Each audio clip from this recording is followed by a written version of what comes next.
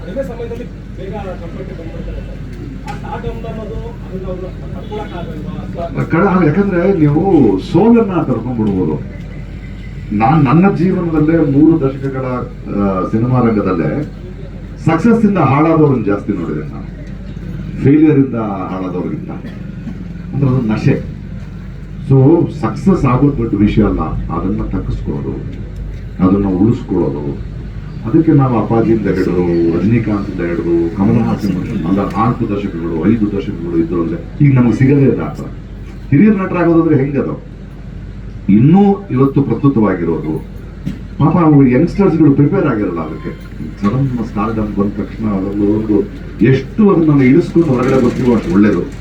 ಇದು ಅದು ಸುಟ್ಟಾಕತ್ತದು, ಅದು ನಮ್ಮನ್ನು ಸುಟ್ಟಾಕ್ಬಿಡುತ್ತೆ. ಅದನ್ನ ನಾವು ನೋಡ್ತಾ ಇದೀವಿ. ಕೆಲವರು ಕಲಿತಿದ್ದಾರೆ, ಕೆಲವರು ಕಲಿಯಲ್ಲ. ಅವ್ರ ಬೆಳವಣಿಗೆ ಬೇರೆ ಅಲ್ವಾ. ಅವರು ನಟರಾಗಿ ಬಂದರು, ಅವರು ರಾಜಕಾರಣ ಮಾಡಿದ್ರು, 5 ವರ್ಷದ ರಾಜಕಾರಣ ಮಾಡಿದ್ರು. ಇವತ್ತು ಅವ್ರಿಗೊಂದು ದೊಡ್ಡ ಹೆಸರು ಸಿಕ್ಕಿದೆ. ಇರ್ಲಿ ಅಂದ್ರೆ ನೋಡಿ, ಯಾವಾಗ್ಲೂ ಒಂದು ಕೆಲಸ ಆದ್ರಿಂದ ಅದೇ ಕೆಲಸ ಅಲ್ಲ. ಒಬ್ಬ ವ್ಯಕ್ತಿ ಪರಿಚಯ ಆಗೋಕ್ ಮುಂಚೆ ಯಾರು ನಟ ಆಗಿರ್ಬೋದು, ರಾಜಕಾರಣ, ಅದಾದ್ಮೇಲೆ ಒಂದು 30 ವರ್ಷಗಳ ನಂತರ ಅವನು ಒಂದು ವ್ಯಕ್ತಿತ್ವ ಆಗ್ತಾನ, ಒಂದು ಪರ್ಸನಾಲಿಟಿ ಆಗ್ತಾನ. ನಾವು ಅದನ್ನ ನೋಡ್ಬೇಕು. ಆ ಪರ್ಸನಾಲಿಟಿಗಾಗಿ ಎಲ್ರಿಗೂ ಸಿಗಲ್ವಲ್ಲ ಆ ಸಾಧ್ಯತೆಗಳು. ನಮ್ಮ ಒಂದು ದೊಡ್ಡ ದೊಡ್ಡ ಎಕ್ಸಾಂಪಲ್ ಹೇಳಿದೆ. ಅಥವಾ ಆಗೋದಾರೆ ಆಗ್ಲಿ.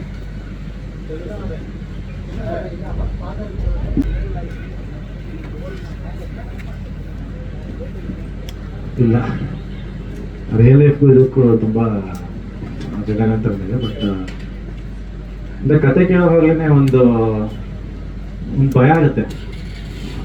ಇವನ್ ಆಕ್ಟ್ ಮಾಡೋದಕ್ಕೂ ಅಥವಾ ಅದನ್ನ ರಿಸೀವ್ ಮಾಡೋದಕ್ಕೂ, ಏನ್ ನಡೀತಾ ಇದೆ ಅದನ್ನ ರಿಸೀವ್ ಮಾಡೋದಕ್ಕೂ ಒಂಥರ ಇದ ಭಯ ಆಗುತ್ತೆ.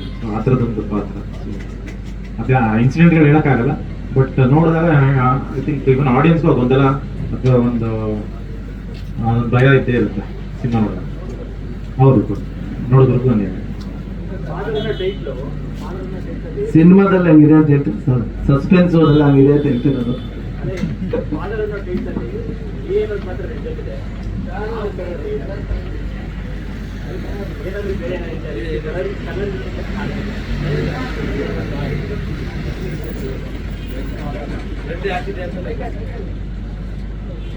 ರೆಡ್ಡಿ ಹಾಕಿದೆ ಅನ್ನೋದಕ್ಕೂ ಸಿಗ್ನಿಫಿಕೆನ್ಸ್ ಇದೆ ಸರ್.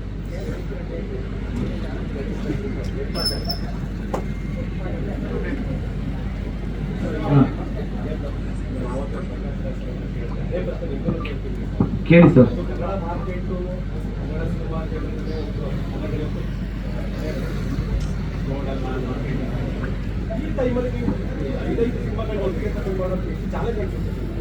ಸರ್ ಇಲ್ಲ ಸರ್, ಯಾರು ಹೆಂಗೆ ಗೊತ್ತಿಲ್ಲ, ತುಂಬ ಬ್ಯೂಟಿಫುಲ್ ಆಗಿದೆ ಮಾರ್ಕೆಟ್. ಈಗ ತುಂಬ ಚೆನ್ನಾಗಿದೆ. ಮೊದಲು ಕನ್ನಡಕ್ಕೆ ಮಾತ್ರ ಮಾಡ್ತಿದ್ವಿ, 150 ಥಿಯೇಟರ್ ಸಿನಿಮಾ ಹಾಕ್ತಿದ್ವಿ, ಒಂದು 20 ಮಲ್ಟಿಪ್ಲೆಕ್ಸಲ್ಲಿ ಹಾಕ್ತಿದ್ವಿ. ಮೊದಲು ನಾನೇ ಸಿನಿಮಾ ಮಾಡಿದಾಗ ಹೇಳ್ತಿದ್ವಿ. ಆಫ್ಟರ್ ಕಬ್ಜಾ ತುಂಬ ಚೆನ್ನಾಗಿದೆ, ಬ್ಯೂಟಿಫುಲ್ ಮಾರ್ಕೆಟ್. ನೋಡಿ, ಇವಾಗ ಎಲ್ಲ ಲ್ಯಾಂಗ್ವೇಜಲ್ಲೂ ಒಳ್ಳೆ ಸಿನಿಮಾ ಮಾಡಿ ಜಸ್ಟ್ ಡಬ್ ಮಾಡಿದ್ರೆ ಬೇರೆ ಲ್ಯಾಂಗ್ವೇಜಲ್ಲಿ ಕೂಡ ತಗೊಂಡು ಹೋಗ್ತಾರೆ. ಸೊ ಎಲ್ಲ ಲ್ಯಾಂಗ್ವೇಜಲ್ಲೂ ಸಿನಿಮಾ ನೋಡುವಂಥ ಮಾರ್ಕೆಟ್ನ ನಾವು ಯಾಕೆ ಬೇಡ ತಿಳ್ಕೊಬೇಕು. ಸೊ ಯಾರು, ನಾನು ಒಂದು ಇಂಟರ್ವ್ಯೂಲ್ಲಿ ಹೇಳಿದೆ ಸರ್, ಸಿನಿಮಾ ಮಾಡಬೇಕಾದ್ರೆ ಒಂದು ಪ್ಲ್ಯಾನ್ ಮಾಡಿಕೊಂಡು, ಇವಾಗ ಯಾವುದೇ ಭಾಷೆಯ ಅಡೆತಡೆ ಏನೂ ಇಲ್ಲ ಸರ್. ಎಲ್ಲ ಲ್ಯಾಂಗ್ವೇಜ್ಗೂ ಸಲ್ಲೋ ಥರ ಒಳ್ಳೆ ಕಂಟೆಂಟ್ ಇಟ್ಕೊಂಡು ಮಾಡಿದ್ರೆ ಇವತ್ತು ತುಂಬ ಚೆನ್ನಾಗಿದೆ ಮಾರ್ಕೆಟು. ತುಂಬ ಜನಕ್ಕೆ ಅರ್ಥ ಆಗ್ತಿಲ್ಲ ಸರ್. OTTಗೆ ಯಾಕೆ ಸಿನಿಮಾ ಮಾಡ್ತೀರಿ ನೀವು? ಅಮೆಝಾನ್ಗೆ ಬರ್ತಾರೆ, ಅಮೆಝಾನ್ ತೊಗೊಂಡಿಲ್ಲ ಅಂತ ನಿಲ್ಲಿಸೋದು, ಅಥವಾ ಇನ್ನೊಂದು ಯಾವುದೋ ನೆಟ್ಫ್ಲಿಕ್ಸ್, ಇದಕ್ಕೆಲ್ಲ ಸಿನಿಮಾ ಮಾಡೋದ್ರಿಂದ ಅವ್ರ ಆ ಥರ ಗೊಂದಲಗೊಳಗಾಗ್ತಿದ್ದಾರೆ. ಸಿನಿಮಾನ ದೇವಸ್ಥಾನ ಯಾವ್ದು ಹೇಳಿ ಸರ್? ಥಿಯೇಟರ್ ನಂಬಿ ಸಿನಿಮಾ ಮಾಡಿ ನೀವು. ಇವೆಲ್ಲವೂ ಬೋನಸ್ಸು. ಅಂತಾರ ಇವೆಲ್ಲ ನೋಡಿದಾಗ ಸರ್ ಎಷ್ಟಾಗಿದೆ ಸರ್. ನಮ್ಮ ಕಬ್ಜಾನೇ ಥಿಯೇಟ್ರಿಕಲ್ ಶೇರ್ ಎಷ್ಟು ಗೊತ್ತಾ ಸರ್? ನಾನು ಓಪನ್ ಆಗಿ ಯಾರು ಹೇಳಿಲ್ಲ, ನನಗೆ ಸೆಂಟ್ರಲ್ ಗೌರ್ಮೆಂಟಿಂದ ಸರ್ GST ಆಫೀಸಿಂದ ನನಗೆ ಅಪ್ರಿಸಿಯೇಷನ್ ಲೆಟರ್ ಕೊಟ್ಟರು, ನಾನು ಕಟ್ಟಿದ GSTಗೆ. ಸೊ ಮಾರ್ಕೆಟ್ ಇದೆಯಾ ಇಲ್ವಾ? ಖಂಡಿತ ಮಾರ್ಕೆಟ್ ಇದೆ. ಇವರು ನಮ್ಮವರು ಮಾರ್ಕೆಟನ್ನು ನೋಡಿ ಒಳ್ಳೆ ಸಿನಿಮಾ ಮಾಡಿ ಅದನ್ನು ಪ್ರಮೋಟ್ ಮಾಡಿ ಕರೆಕ್ಟಾಗಿ ಮಾಡ್ತಿಲ್ಲ. ನಾನು ಕೆಲವು ಸರಿ ಇಂಟರ್ವ್ಯೂ ನೋಡ್ತೀನಿ, ಸಿನಿಮಾ ಮಾಡಿದೆ ಹಂಗಾದೆ ಹಿಂಗಾದೆ ಕೆಲವರು ಹೇಳೋದ್ರಿಂದ ಎಷ್ಟೋ ಜನ ನಿರ್ಮಾಪಕರಿಗೆ ಭಯ ಆಗ್ತಿದೆ. ಮತ್ತು ಇವತ್ತಿನ ನೀವುಗಳು ತೋರಿಸೋ ಘಟನಾವಳಿಗಳು ಭಯ ಪಡ್ತಿದ್ದಾರೆ. ಇವೆಲ್ಲವನ್ನು ಬಿಟ್ಟು ನೋಡಿ ಸಾರ್ ಹೇಳಿದಾಗೆ ಸಿನಿಮಾ ಮೇಲೆ ಪ್ರೀತಿಯಿಂದ ನೀವು ಸಿನಿಮಾ ಮೇಲೆ ಪಾಸಿಟಿವ್ ಆಗಿ ಹೇಳ್ತಾ ಹೋಗಿ. ಸಿನಿಮಾ ಯಾವತ್ತಿಗೂ ಸಾಯಿಲ್ಲ ಸರ್. ನಾನು ಹೇಳ್ತೀನಿ, ಎಷ್ಟೋ ಜನ OTT ತಗೊಳ್ಳೋದಂತಲ್ವಾ, ನಾನು ಈ ಫಾದರ್ ಮಾಡ್ತಾ ಇದ್ದೀನಿ, ತೋರಿಸ್ತೀನಿ. ನನ್ನ ಫಾದರ್ನ ತಗೊಳಂಗೆ ಮಾಡಿ ತೋರಿಸಿ ಮಾತಾಡ್ತೀನಿ. 5 ಸಿನಿಮಾನು ಸೇರಿ ಹೇಳ್ತಾ ಇದ್ದೀನಿ. ನೀವು ಫಸ್ಟು ಒಂದು ಪ್ರೋಟೋಕಾಲ್ ಪ್ರಕಾರ ಪ್ಲಾನಿಂಗಲ್ಲಿ ಸಿನಿಮಾ ಮಾಡಿ, ಪ್ರೀತಿಯಿಂದ ಸಿನಿಮಾ ಮಾಡಿ. ಬೇಡ ಬಿಡಿ OTT, ಬೇಡ ಬಿಡಿ ಥಿಯೇಟರ್ ಸಿನಿಮಾ ಮಾಡಿ. ಒಳ್ಳೆ ಸಿನಿಮಾ ಇದ್ದರೆ ಥಿಯೇಟರ್ಗೆ ಹೋಗಿ ನೋಡಲ್ವ ನಾವು? ಫಸ್ಟ್ ಥಿಯೇಟರ್, ಆಮೇಲೆ ಸ್ಯಾಟಲೈಟ್, ಆಮೇಲೆ OTT. ನನ್ನ ಪ್ರಕಾರ ಇವೆಲ್ಲವೂ ಬೋನಸ್. ಹಾಗಾಗಿ ಭಾಳ ಚೆನ್ನಾಗಿದೆ ಮಾರ್ಕೆಟು.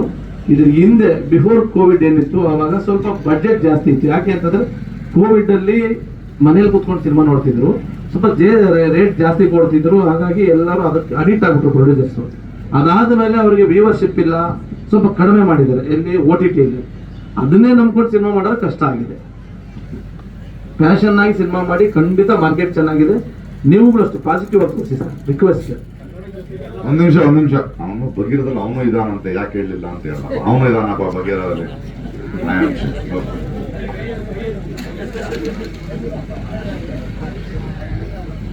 ರಿಲೀಸ್ ಮಾಡ್ತೇನೆ ಗೊತ್ತಿದ್ದಾಗ ಹೇಳಿ ಎಲ್ಲ ಮಾಡಿತ್ತು. ನಾವೆಲ್ಲ ಹೆಂಗೆ ಅಂದ್ರೆ ಸರ್, ನಮ್ಮ ತಂದೆಯವರು ಓದಿಸ್ಬೇಕಾದ್ರೆ ನಾನು PUC ಫೇಲ್ ಆದೆ. ನೆಕ್ಸ್ಟ್ ಓದೋ ಅಂತ ನಮ್ಮ ತಂದೆಯವರು ಓದ್ಸಕ್ಕೆ ಆಗಿಲ್ಲ. ಸೊ ನಾನು 5 ವರ್ಷ ಏನು ಓದಿದೆ ಅಂತಂದ್ರೆ ತೋಟಕ್ಕೆ ಹೋಗಿ ಫಾರ್ಮರ್ ಆಗಿ ಓದಿದೆ. ಅದಾದ್ಮೇಲೆ ಬರೀ ಸರ್ಟಿಫಿಕೇಟ್ಗೋಸ್ಕರ ನಾನು BCom ಮಾಡ್ಕೊಂಡೆ, ಸರ್ಟಿಫಿಕೇಟ್ಗೋಸ್ಕರ ಕರೆಸ್ಪಾಂಡೆನ್ಸ್ ಮಾಡ್ಕೊಂಡೆ. ಬಟ್ 5 ವರ್ಷ ರಿಯಲ್ ಆಗಿ ಓದಿದ್ದು ಎಲ್ಲಿ ಅಂದ್ರೆ ಜಮೀನಲ್ಲಿ. ಸೊ ನಾನು ಇದನ್ನೇನೇ ಕೇಳ್ತಿದ್ದೀನಿ ಅಂತಂದ್ರೆ ಸರ್, ನೀನು ಕೇಳಿದ್ದೇನೇನು ಈ ದೇಶ ಭಾಷೆ 7 ಭಾಷೆದು ನಾನು ಏನು ಮಾಡಿದೆ ನಿಮ್ಗೆ ಹೇಳಿದೆ. ನಾನು ಮಾಡಬೇಕಂತ ಹೊರಟೆ. ಯಾಕೆ ಒಂದು KGF ನಾನು ಪ್ರೌಡಾಗಿ ಅವತ್ತು ಹೇಳಿದ್ದೀನಿ, ಇವತ್ತು ಹೇಳ್ತೀನಿ ಸರ್. ನಮ್ಮದೇ ಸಿನಿಮಾ, ಯಾರು ಏನು ಅನ್ಕೊಂಡ್ರು. ಸೊ ಅವ್ರು 5 ಭಾಷೆಯಲ್ಲಿ ಮಾಡಿದಾಗ ನಾನು 1-2 ಭಾಷೆ ಬೇರೆ ಮಾರ್ಕೆಟ್ನ ಸ್ಟಡಿ ಮಾಡಿದೆ. ಆ ಪ್ಲಾನ್ ಬರೋವರೆಗೆ ಮಾಡಿದೆ. ನಾನು ಗೆದ್ದೆ. ಗೆದ್ದಿದ್ದಕ್ಕೆ ನಿಮಗೆ ಪ್ರೂಫ್ ಕೊಟ್ಟಿದ್ದೀನಿ. ಚೆನ್ನಾಗಿ ಬಿಸ್ನೆಸ್ಸು ಆಯಿತು, ಸೂಪರ್ ಹಿಟ್ ಆಯಿತು. ಈಗ ನಂಗೆ ರೂಟ್ ಗೊತ್ತಾಗಿದೆ. ಸಣ್ಣ ಪುಟ್ಟ ನಾನು ಮಿಸ್ಟೇಕ್ಸ್ ಮಾಡ್ಕೊಂಡ್ರೆ ತಿದ್ಕೊಳ್ಳೋದು ಗೊತ್ತಾಗಿದೆ. ಇದು 100 ಕೋಟಿ ಸಿನಿಮಾನೋ ಅಥವಾ ಒಂದು 20 ಕೋಟಿ ಸಿನಿಮಾ ಅಂತಲ್ಲ. ಈಗ ನನಗೆ ಹಿಂದಿಯಲ್ಲಿ ಹೆಂಗೆ ರಿಲೀಸ್ ಮಾಡಬೇಕು, ತೆಲುಗಲ್ಲಿ ಏನು ರಿಲೀಸ್ ಮಾಡಬೇಕು, ಮಲಯಾಳಮಲ್ಲಿ ಯಾರು ಡಿಸ್ಟ್ರಿಬ್ಯೂಟರು, ತಮಿಳಲ್ಲಿ ಯಾರು ಡಿಸ್ಟ್ರಿಬ್ಯೂಟರು, ಈ ಥರದ್ದೆಲ್ಲವೂ ನನಗೆ ಈಗ ರೂಟ್ ಇದೆ. ಈ ರೂಟ್ ಇರುವಾಗ ನಾನು ಯಾವುದೇ ಸಿನಿಮಾ ಮಾಡಿದ್ರು, ಈಗ ನನ್ನ ಟೀಮ್ ಇರೋದ್ರಿಂದ ನಾನು ಒಬ್ಬನೇ ಇಲ್ಲ ಇಲ್ಲಿ. ಹಿಂದಿಯಲ್ಲಿ ನನ್ನ ಪಾರ್ಟ್ನರ್ ಆಗಿ ಆನಂದ್ ಪಂಡಿತ್ ಅವರು ಇದ್ದಾರೆ, ತೆಲುಗಲ್ಲಿ ಒಬ್ರು ಇದ್ದಾರೆ, ತಮಿಳಲ್ಲಿ ಒಬ್ರು ಇದ್ದಾರೆ, ಮಲಯಾಳಮಲ್ಲಿ ಒಬ್ರು ಇದ್ದಾರೆ. ಈಗ ಒಂದು ಸಿನಿಮಾ ಮಾಡಿದ್ರೆ ಎಲ್ಲರಿಗೂ ಕೊಡ್ತೀನಿ. ಹಾಗಾಗಿ ಚಂದ್ರು RC ಸ್ಟುಡಿಯೋಸ್ ಅಲ್ಲಿ ಯಾವುದೇ ಮಾಡಿದ್ರು ಎಲ್ಲಾ ಲ್ಯಾಂಗ್ವೇಜ್ಗೂ ಹೋಗುತ್ತೆ. ಇದು ಲ್ಯಾಂಗ್ವೇಜ್ ನೋಡ್ತೀನಿ, 5 ಲ್ಯಾಂಗ್ವೇಜ್ ಮ್ಯಾಂಡೇಟ್ರಿ. ಆಮೇಲೆ ನಮ್ಮನ್ನು ಬಂದು ಕೇಳ್ಕೊಡ್ತಾರೆ, ಅವರಿಗೆ ಡಬ್ ಮಾಡ್ಕೊಡ್ತೀನಿ ಸರ್. ಇಲ್ಲ, ಆಕ್ಚುಲಿ ಅವರು ಕತೆ ಮಾತ್ರ ಹೇಳಿದ್ರು. ಅವ್ರ ಕತೆ ಕೇಳಿದ ತಕ್ಷಣ ನಾನು ಇದಕ್ಕೆ ಫಾದರ್ ಯಾರು ಅಂತಂದ್ರೆ ನನ್ನ ಸರ್ನ ಅನ್ಕೊಂಡೆ. ಇಲ್ಲ, ಸರ್ನ ಡೇಟ್ ತಗೊಂಡ್ ಬಂದ್ರೆ ನೀನು ಮಾತಾಡಿದ್ರೆ ಇದನ್ನ ನಾವು ಇನ್ನು ಬೇರೆ ಲೆವೆಲ್ಗೆ ಆಗುತ್ತೆ, ಪ್ಯಾನ್ ಇಂಡಿಯಾ ಮಾಡ್ತೀನಿ. ಇಲ್ಲ ಅಂದ್ರೆ ಅವ್ರೊಂದು ಹೇಳಿದ ಅದೇ ಆದ್ರೆ ಒಂದು ಕನ್ನಡ ಸಿನಿಮಾ ಆಗ್ತದೆ, ನಮ್ಮ ಕನ್ನಡದಲ್ಲಿ ಮಾತ್ರ ಇಷ್ಟಕ್ಕೆ ಮಾಡೋಣ. ಇದು ಮಾಡಿದ್ರೆ ನಾನು ಎಷ್ಟು ಬೇಕಾದ್ರೆ ಇದನ್ನ ಖರ್ಚು ಮಾಡಿ ಒಂದು ಇಂಡಿಯಾ ಲೆವೆಲಲ್ಲಿ ಮಾಡೋಣ ಇದನ್ನ ಬೇಕಾದ್ರೆ ಅಂತ ಹೇಳಿದೆ. ಸಾರು ಇವ್ರು ಹೋಗಿ ಹೇಳಿದ್ರು, ಕತೆ ಸಾರ್ಗೆ ಇಷ್ಟ ಆಯ್ತು, ನನಗೂ ಸ್ವಲ್ಪ ಖುಷಿ ಆಯ್ತು. ಸಾರ್ ಹೋಗಿ ಮೀಟ್ ಮಾಡಿದೆ. ಅದನ್ನ ಬೇರೆ ತರ ತಗೊಂಡಾಗ ಎಲ್ಲರೂ ಇನ್ವಾಲ್ವ್ಮೆಂಟ್ ಆಗಿ, ಮೈನ್ ನಮ್ಮ ಗುರುಗಳು ದಯಾಳ್ ಸರ್ ಅವ್ರ ಹತ್ರ ನಾನು ಸಖಿಯಲ್ಲಿ ಅಷ್ಟೆಂಟ ಕೆಲಸ ಮಾಡಿದ್ದೆ ಮೈಸೂರಲ್ಲಿ. ಸೊ ನನಗೆ ಕೆಲಸ ಹೇಳ್ಕೊಟ್ಟಿದ್ದಾರೆ, ಡಿಸಿಪ್ಲಿನು, ಪ್ರೋಗ್ರಾಮಿಂಗು ಎಲ್ಲ ಅವ್ರ ಹತ್ರ ಕಲ್ತಿದ್ದೀನಿ ನಾನು. ಈ ಸಿನಿಮಾಗೆ ನನಗೆ ಸುಮಾರು 5 ಸಿನಿಮಾ ಇದೆ. ಸೊ ಎಲ್ಲ ಪ್ಲಾನ್ ಮಾಡಿ ಶೆಡ್ಯೂಲ್ ಮಾಡಿ ನಾವು ಒಂಚೂರು ಪ್ಲಾನ್ ಹೇಳ್ಕೊಡಿ ಗುರುಗಳೇ ಅಂತಂದಾಗ ಅವ್ರದ್ದು ಒಂದು ಸಿನಿಮಾ ಇತ್ತು. ಬನ್ನಿ ಗುರುಗಳು ಇದ್ರ ಜೊತೆಯಲ್ಲೇ ನೀವು ಸ್ಟಾರ್ಟ್ ಮಾಡ್ಕೊಂಬಿಡಿ ಅಂತೇಳಿ 2 ಸಿನಿಮಾ ಈಗ ಸ್ಟಾರ್ಟ್. ಈಗ ಇದು ಎಂಡು, ಹಾಗೆ ಅವ್ರದ್ದು ಶುರು. ಆ ಥರ ಒಂದು ಶೆಡ್ಯೂಲ್ ಮಾಡ್ಕೊಂಡಿದ್ದೀವಿ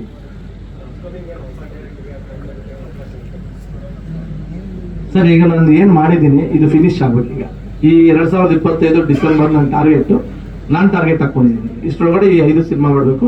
ಅದರೊಳಗಡೆ ನಂದೊಂದು ತುಂಬಾ ದೊಡ್ಡ ವೆಂಚರ್ ನಡೀತಾ ಇದೆ. ಸೊ ಇವೆಲ್ಲ ಬಗ್ಗೆ ಇದಾದ ಮೇಲೆ ಕತೆಗಳು ಕೇಳ್ತೀನಿ, ಕತೆಗಳಾದ್ಮೇಲೆ ಮಾಡ್ತೀನಿ.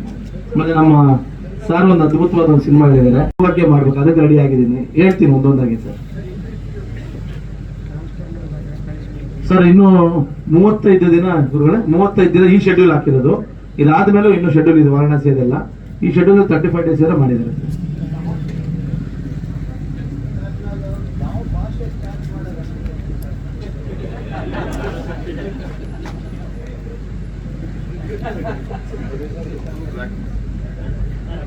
ಒಂದು ಬ್ಲ್ಯಾಕ್ ಮನಿ ಅಲ್ಲ, ಅದು 2 ಚಾರ್ಜ್ ಮಾಡೋ ದುಡ್ಡಿಗೆಲ್ಲ ಗಾಂಧಿ ತಾತ ಇದ್ದಾರೆ.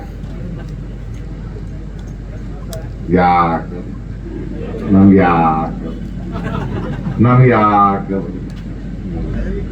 ಅಕ್ಕಿ ಬೇಳೆ ಎಲ್ಲ ತಗೊಂಡೋದು ಮನೆಗೆ ಬಿಡಿ ಸರ್ ನೀವು.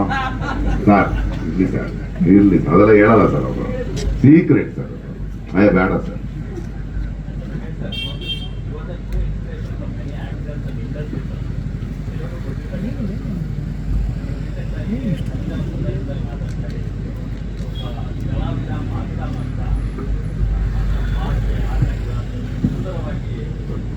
ಏನು ಮತ್ತೆ ಹಿಂದೆ ಕೂತಿದ್ರು ಮತ್ತೆ ಹಿಂದೆ ಕೂತಿದ್ರು ಇಳಿತು ಸರ್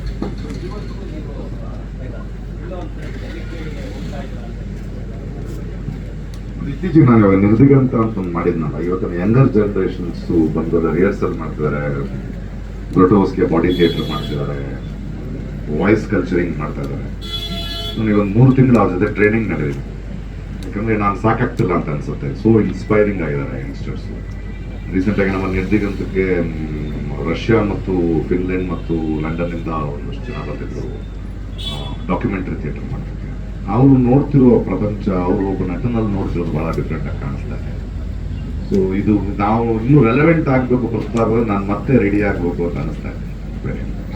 ಪ್ಲಸ್ ಇವತ್ತು ಇವಾಗ ಡಬ್ಬಿಂಗ್ನಲ್ಲೂ ಕೂಡ ಲಾಟ್ ಆಫ್ ಸಿಂಗ್ ಸೌಂಡ್ಗಳು ಬರೋಕ್ಕೆ ಶುರುವಾಗಿದೆ, ಬೇರೆ ಬೇರೆ ಭಾಷೆಗಳು ಬರ್ತವೆ, ಆ್ಯಂಡ್ ಎಕ್ವಿಪ್ಮೆಂಟ್ಸ್ ಬಹಳ ಬೆಳೀತಾ ಇದೆ.